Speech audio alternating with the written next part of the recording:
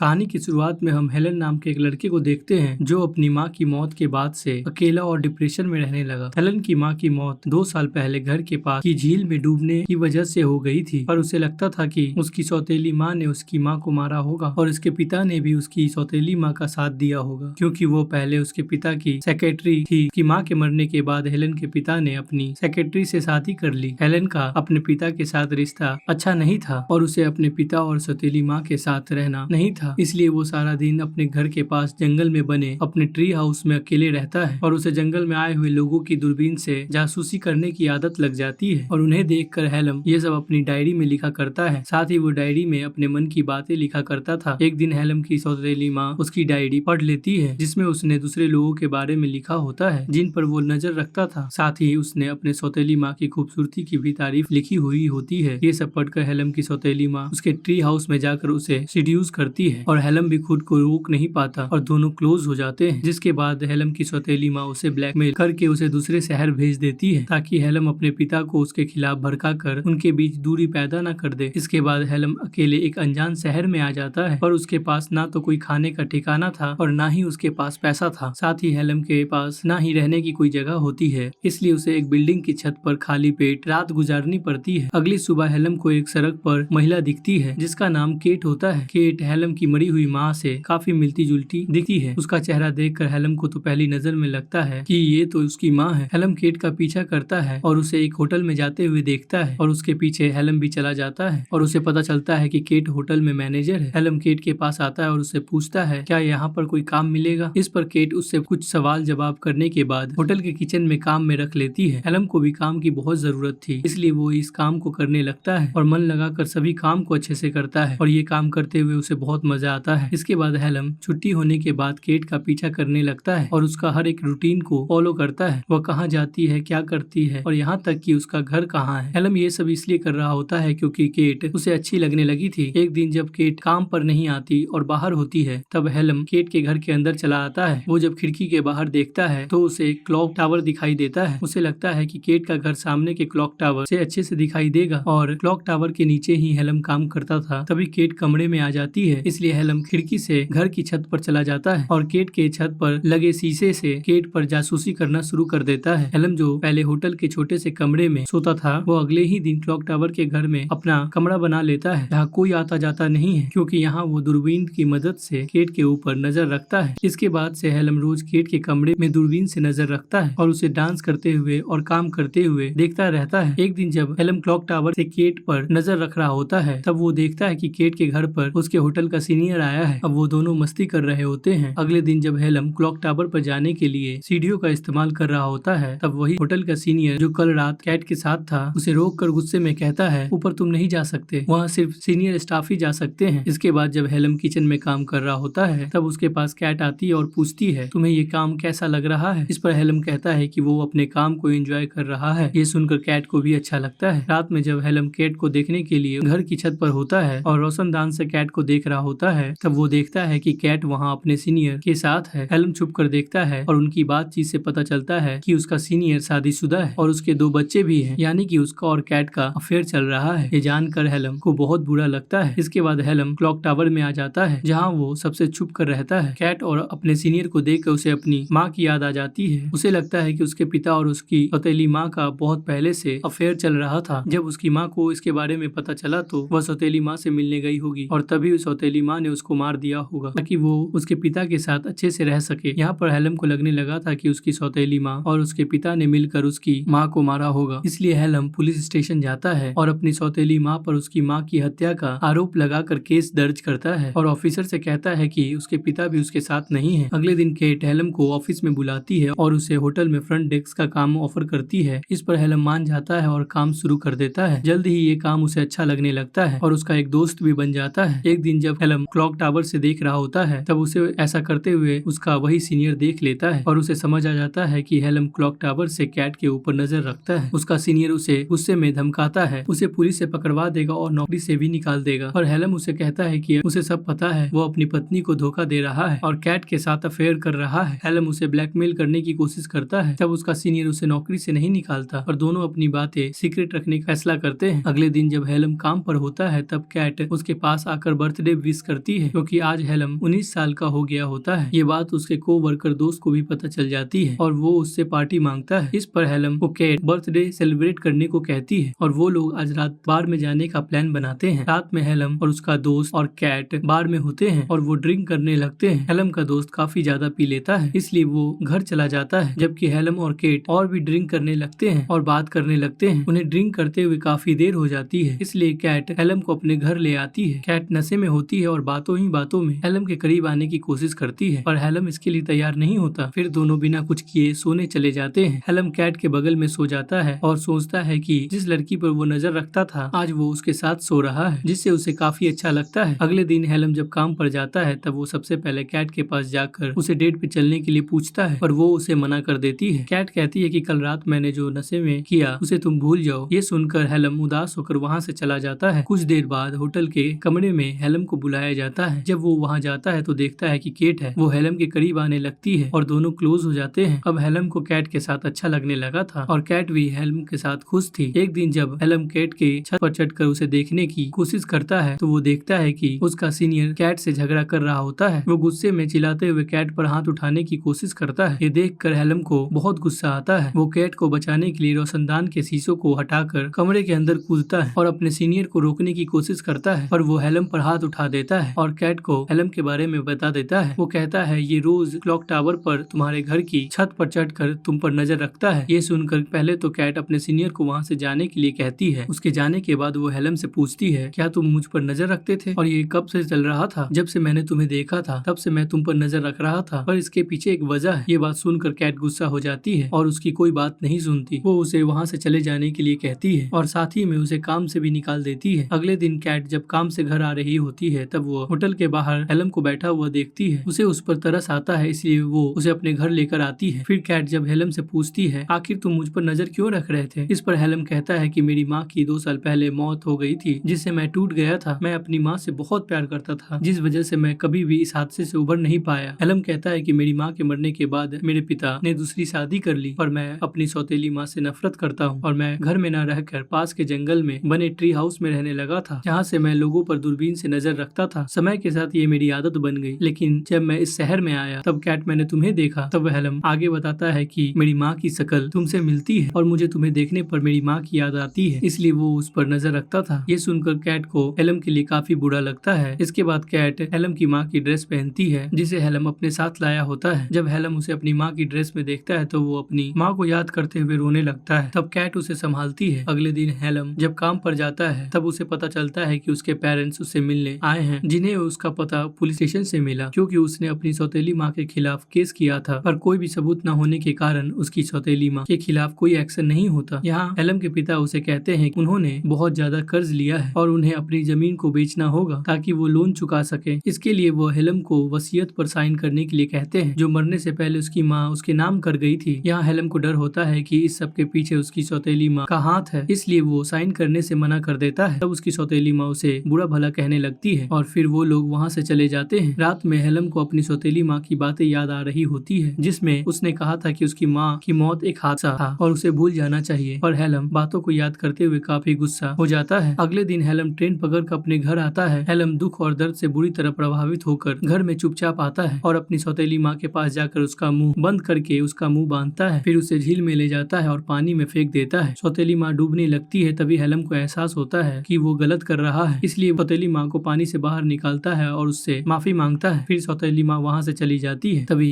हेलम के पिता उसके पास आकर खुलासा करते हैं कि उसकी माँ पहले से बहुत डिप्रेस थी और उसने खुद ही अपनी जान ली थी। यहाँ हेलम को ये एहसास होता है कि वो गलत था। अपने पिता से वो अपने बर्ताव के लिए माफी मांगता है और फिर हेलम ट्रेन पकड़कर कैट के पास आता है पर वो उससे मिलने से मना कर देती है। वो कहती है कि उसका रिश्ता कभी भी किसी के साथ अच्छा नहीं रहा, इसलिए अभी वो किसी के साथ रिश्ते में आना नहीं चाहती। कैट हेलम को ये कहते हुए वापस भेज देती है कि वो अभी छोटा है, अगर तुम मेरे साथ रिश्ता रखना चाहते हो तो तुम कुछ साल बाद आना। इसके बाद हेलम वहाँ से चला जाता है और सड़क पर चलते हुए चेहरे पर मुस्कान लिए मन ही मन ये सोचता है कि एक दिन वो कैट से जरूर मिलेगा। और इसी के साथ ये मूवी यहीं पे खत्म हो जाती है। दोस्तों, ये पूरी वीडियो को देखने के लिए थैंक यू सो मच। इस वीडियो को लाइक और शेयर कीजिए और प्लीज हमारे चैनल को सब्सक्राइब कीजिए और बेल आइकन दबाना ना भूलें जिससे आने वाली वीडियो मिस ना हो। तो मिलते हैं अगली वीडियो में। Thanks for watching.